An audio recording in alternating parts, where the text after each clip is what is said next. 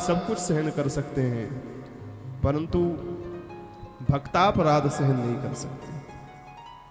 इसलिए तो मानस जी में इंद्र को स्वयं समझा रहे हैं, इंद्र के गुरुदेव बृहस्पति, सुनहु सुरेश रघुवीर सुभाव,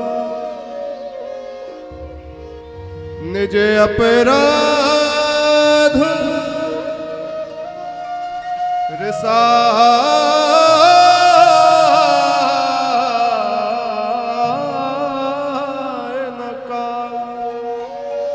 अरे सुरेश, अरे इंद्र, रघुवीर का, रामभद्र का, कन्हैया का, कृष्णचंद्र का स्वभाव जान लो। क्या स्वभाव है? निज अपराध रसाई न काऊ। भगवान का अगर कोई अपराध करेगा तो भगवान अपने अपराध को अपराध ना मान करके नाराज नहीं होते, क्षमा कर देते, कोई बात नहीं। 4 बजे उठाना था, 10 बजे उठा रहे हो, नहला रहे हो, धुला रहे हो, कोई बात नहीं भगत जी, हम रह लेंगे। बोलो राधे राधे। अपने अपराध को भगवान अपराध नहीं मानते, पर एक अपराध ऐसा है जो भगवान पर सहन नहीं होता। उस अपराध का नाम क्या है? जो अपराध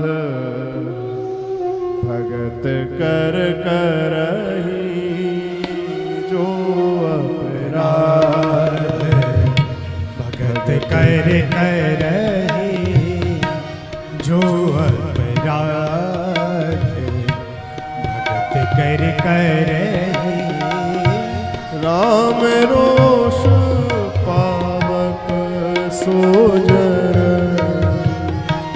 राम रोष पावक सोजर, जो अपराध भगत कर करही, राम रोष पावक सोजर,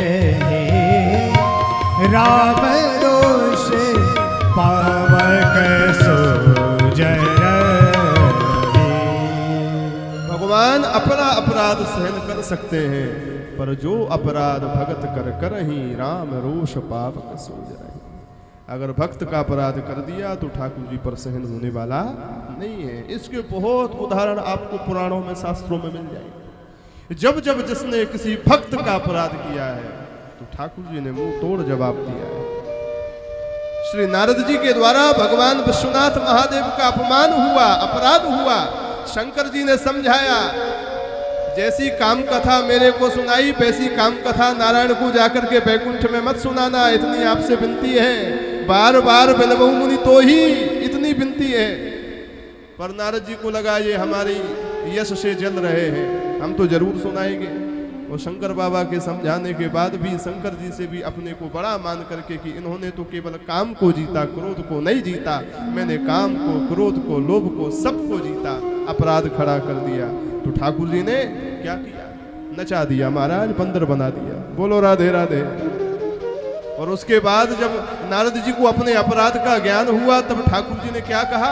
जपहु जाहि शंकर शतनामा, पावहु हृदय तुरत विश्रामा। जाओ, जिसका अपराध किया है उन्हीं की शरण में जाओ, शंकर जी के अष्टोत्तर शत नामों का जप करो, तब तुम्हारे हृदय को शांति मिलेगी और उनसे जाकर के क्षमा मांगो। भक्तापराध भगवान कभी सहन नहीं करते। बहुत उदाहरण है ऐसे। सौभरी मुनि ने काली मर्दन की लीला कल सुनी, गरुड़ जी का अपमान किया, गरुड़ जी को शाप दे दिया, यमुना जी के किनारे अगर कभी भी आओगे, मछली खाओगे तो तुम्हारे सिर के 100 टुकड़े हो जाएंगे। ठाकुर जी का खोपड़ी खराब हो गया। अरे हमारे बहन गरुड़ का अपमान। अरे भैया वो मछली नहीं खाएगा तो तुम क्या खाओ? तो क्या तुम खाओगे? तुम महात्मा हो। बोलो राधे राधे। भाई जिसकी जैसी योनि है वो वैसा आहार लेता है। गरुड़ जी पक्षी राज है, सर्प खाना, मछली खाना उनका स्वभाव है, क्योंकि वो उनकी योनि है। वो नहीं खाएंगे तो क्या तुम खाओगे?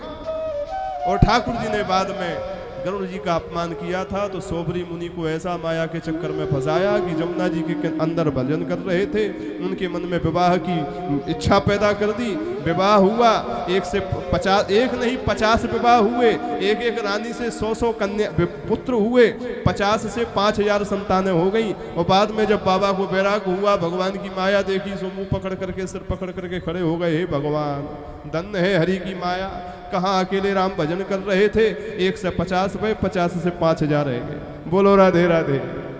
ठाकुर जी की माया बड़ी विचित्र है, इसलिए भक्तापराध से हमेशा बचना। ब्रह्मा जी से भी भक्तापराध हुआ, इंद्र से भी भक्तापराध हुआ, लेकिन अंतर इतना हुआ, ब्रह्मा जी के कारण भक्तों से वियोग हुआ, पर इंद्र के कारण तो भक्तों से संयोग हो गया।